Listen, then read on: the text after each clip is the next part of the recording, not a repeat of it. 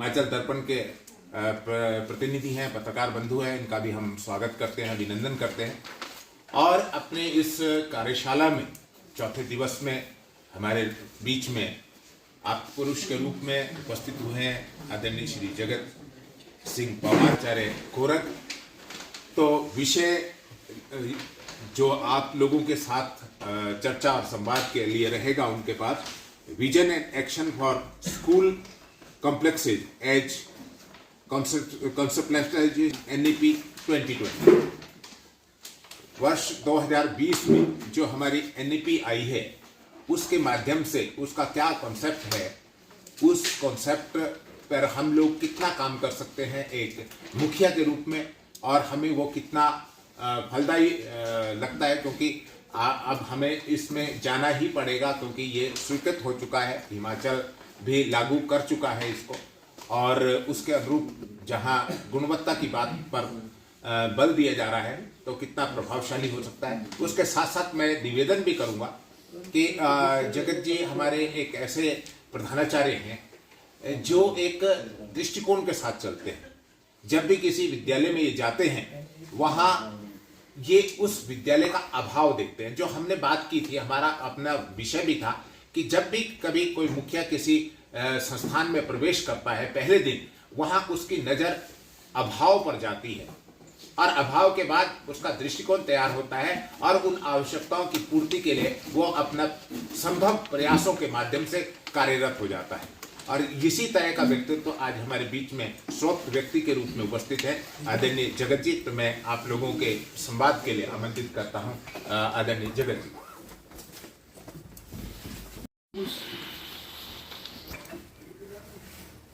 आप भी RP है, लेकिन हमें यहाँ पर जो मौका दिया कि आप RP बन के जाएं, तो ऐसा नहीं है कि आप नहीं हो सकते, यहाँ आप भी यहाँ हो सकते हैं। थैंक यू वेरी मच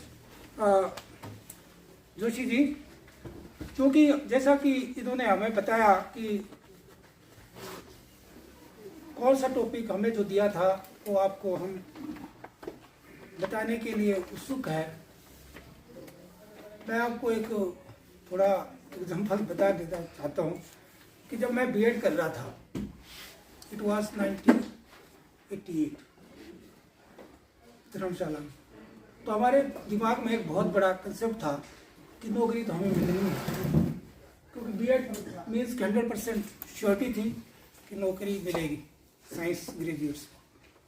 तो फिर देखते थे कि हमारे को अभाव था, खाने पीने का भी सब्जी नहीं मिलती थी, वो नहीं मिलता था। तो हमने एक अपना पहले ही डेकोरम बना दिया था कि जैसे ही मैं नौकरी में लगूंगा इतना दूध पीऊँगा, सब्जी होगी अलग अलग, और इस पर कीजिए।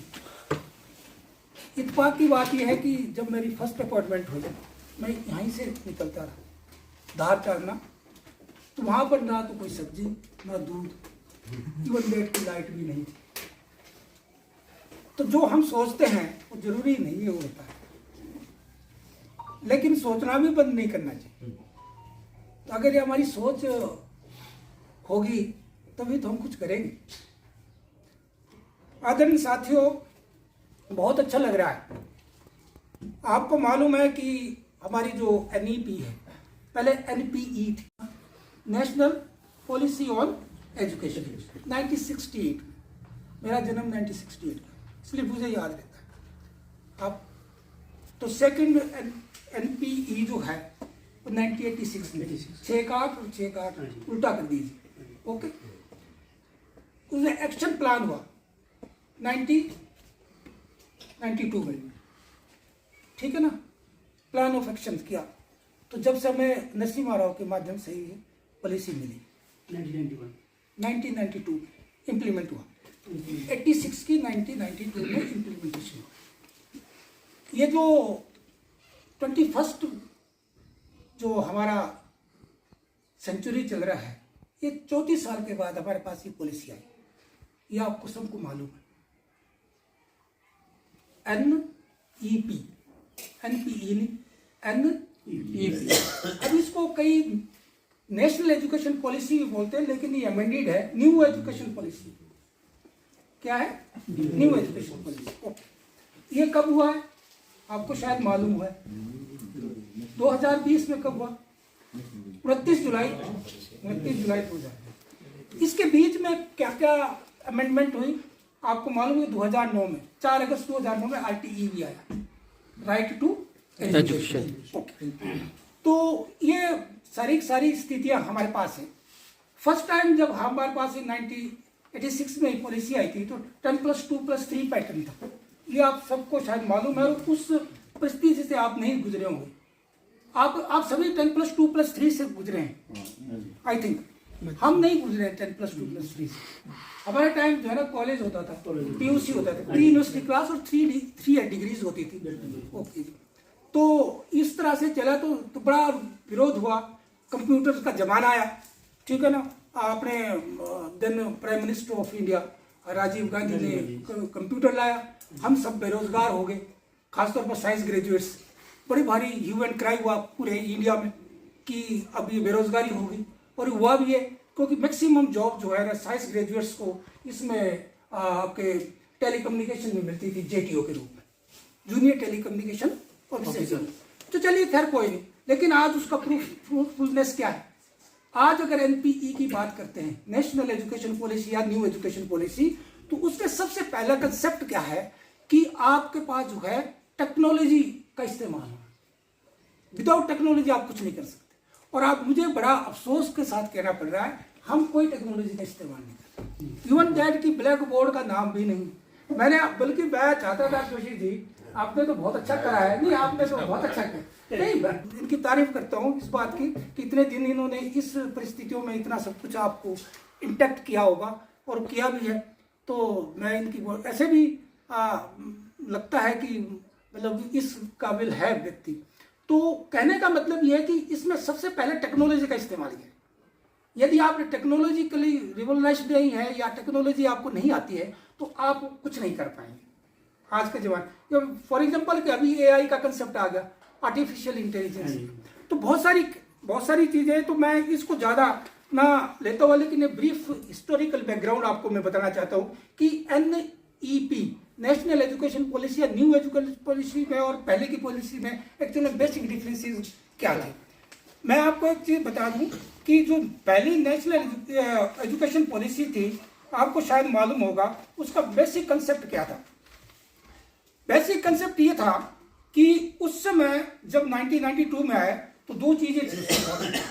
एक्सेस, लिख सकते हैं आप, एक्सेस, ACCESS, एक्सेस। मैं बताया था, मैंने ये लिखना था एक्सेस। और सेकंड है हमारे पास इक्विटी। एक्सेस और सेकंड में इक्विटी। एक्सेस का मतलब आपको मालूम है कि एक्सेस मीन्स अवेलेबिलिटी। मैं आ गया, इन्होंने बुलाया, एक्सेस है, इनके पास है नहीं तो उन्होंने अपना टेबल ला दिया कि यहाँ से आप लेक्चर दीजिए, इस एक्सेस है, ठीक है ना।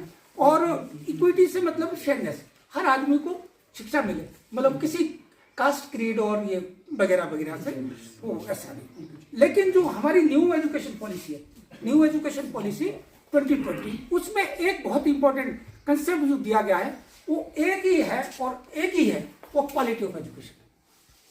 और क्वालिटी ऑफ एजुकेशन से मतलब यह है कि आपने उसको न केवल शब्द का ज्ञान नहीं देना है, उसको क्वालिटेटिव तरीके से भी जाने, उसके हर प्रकार का ज्ञान होना चाहिए, होलिस्टिक अप्रोच होनी चाहिए। होलिस्टिक समझते हो, जिसमें सारी चीजें सभी फिल्टर है ना।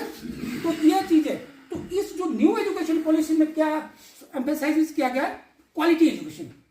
क्वालिटी एजुकेशन इसमें मैक्सिमम तो बहुत ज्यादा है आप, लेकिन 5 पिलर्स आपने नोट रखने हैं। 5 पिलर्स, 5 पिलर्स से मतलब है, फर्स्ट है एक्सेस, फर्स्ट एक्सेस है, ठीक है ना। थर्ड हमारे पास जो होगा अफोर्डेबिलिटी, अफोर्डेबिलिटी। फोर्थ है तो NEP में जो है सबसे 3 चीजें जो अपने देखना है, ट्रिपली E का मतलब है एजुकेट, फिर सेकंड E का मतलब है एनकरेज, और थर्ड E का मतलब है एनलाइटन। इसके ऊपर बात करेंगे। इसमें हिंदी में जो इसका जो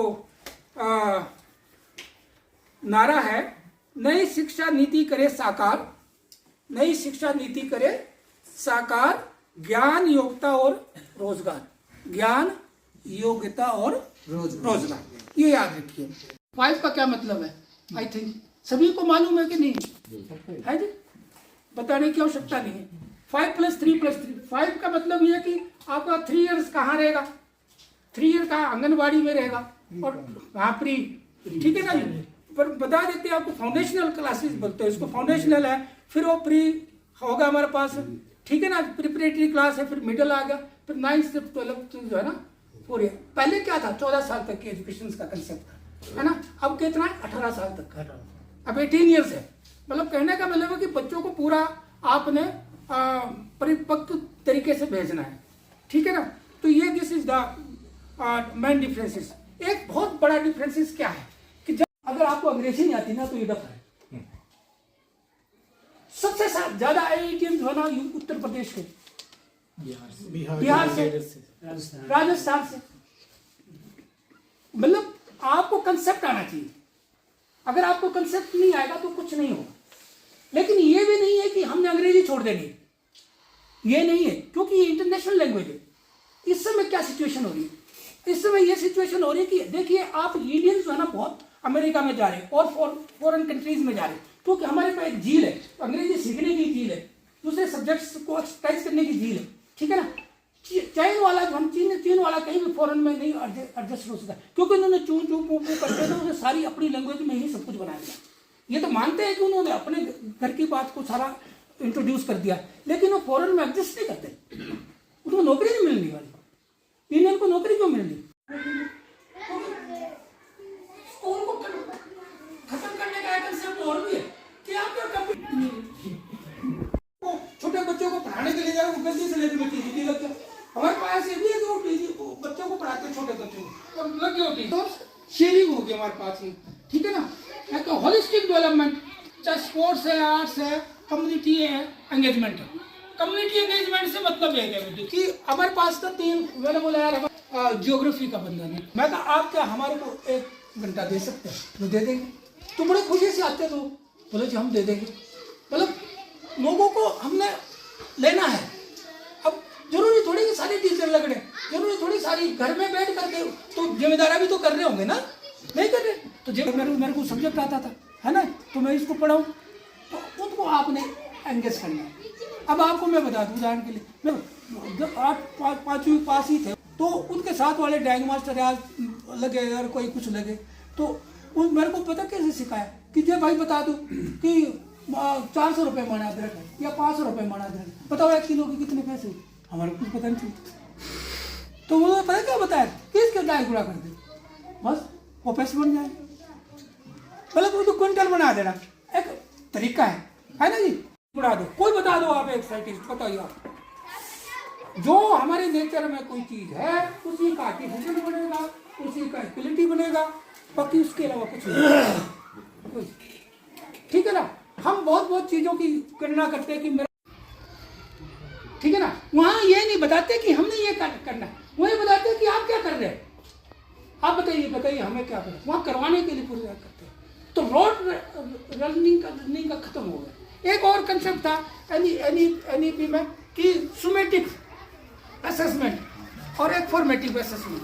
सुमेटिव असेसमेंट वो मैंने आपको बताया यहाँ आ रहे हैं, कैसा लगेगा आपको, हो गया ना खत्म, आपका 80 खत्म, मेरे 80 खत्म, खत्म हो गया ना खत्म। दिस इज द, मैं उसकी वजह से आऊँ।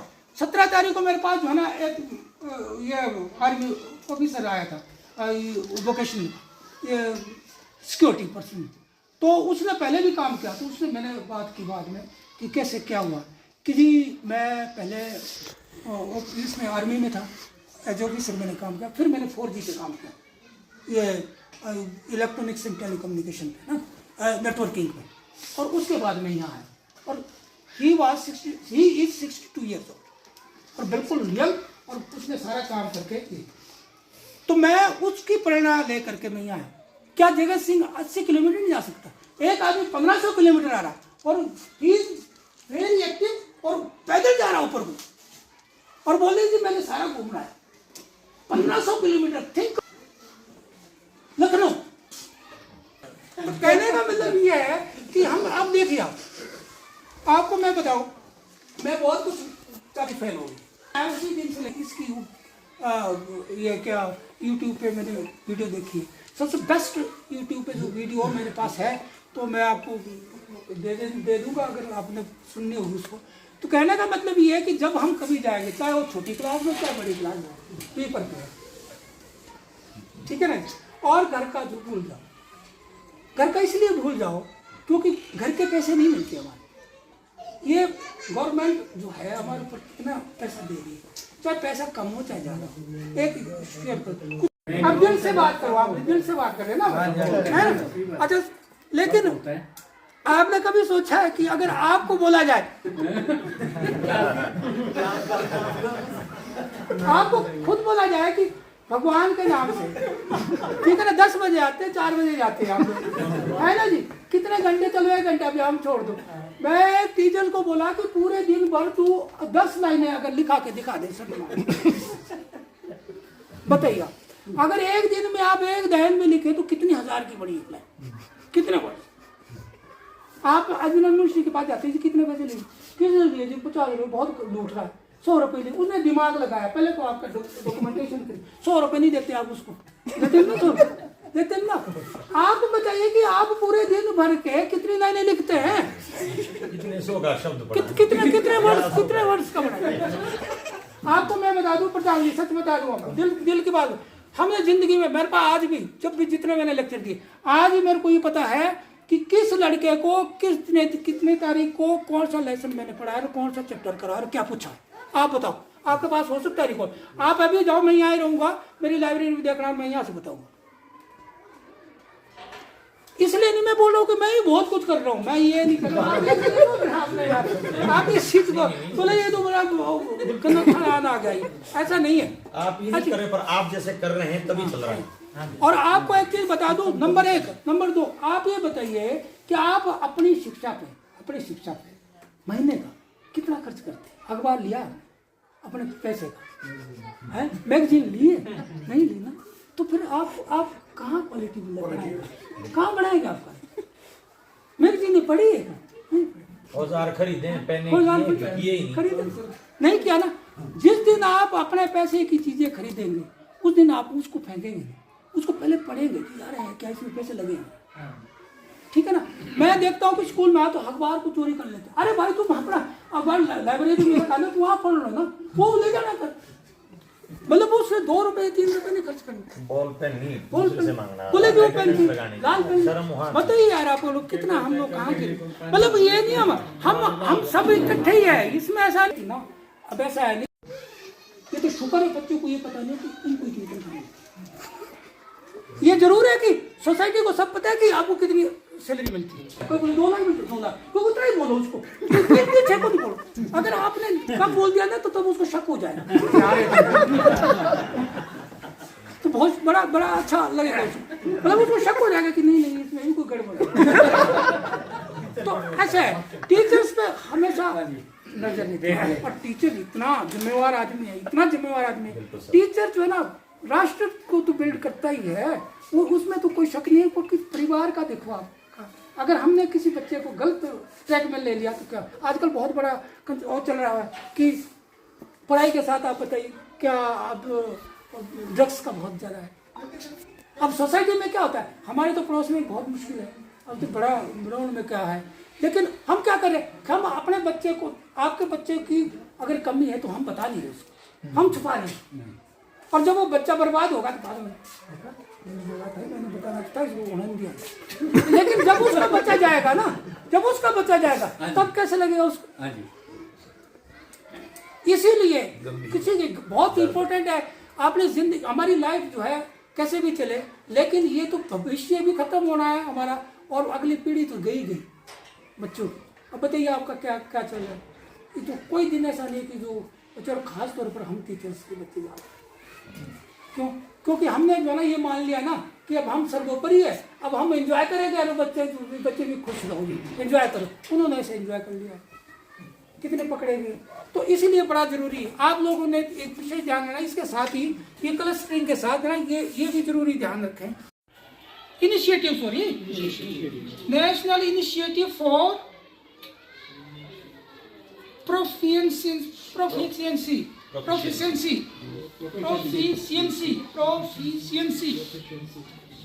होना नहीं, in reading with understanding and numeracy.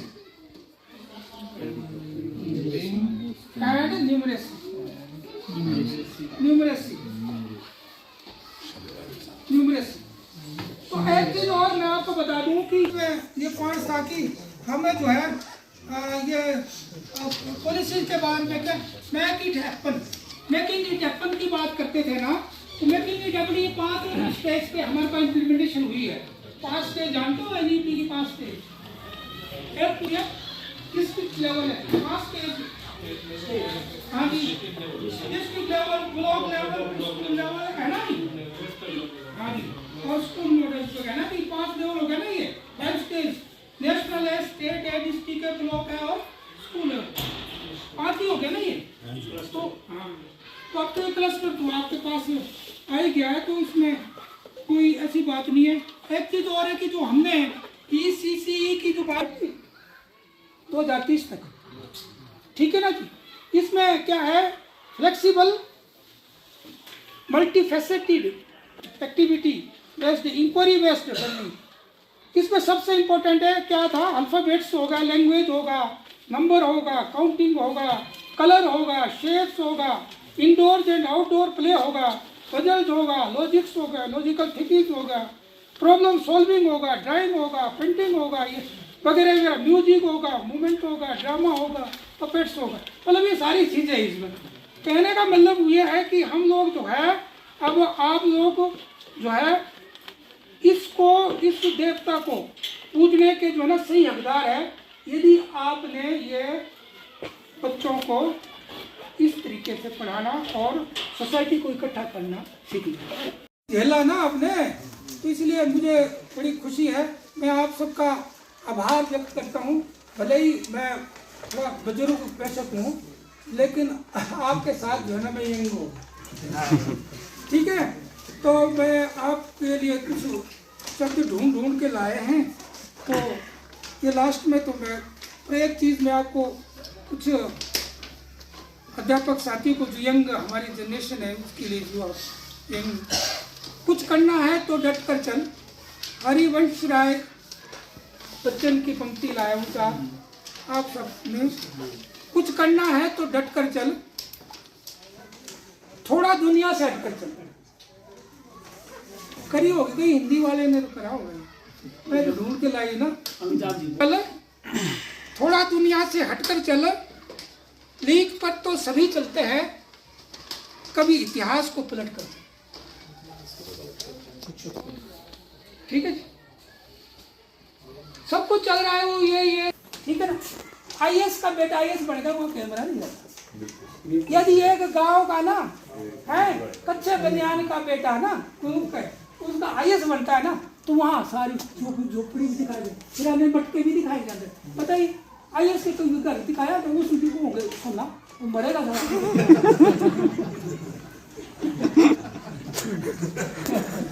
ठीक है जी।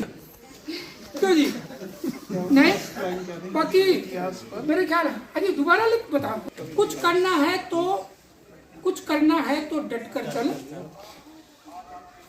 थोड़ा दुनिया से हटकर चल, लीक पर तो सभी चलते हैं, चल लेते हैं, लीक पर तो सभी चल लेते हैं, कभी इतिहास को पलट कर।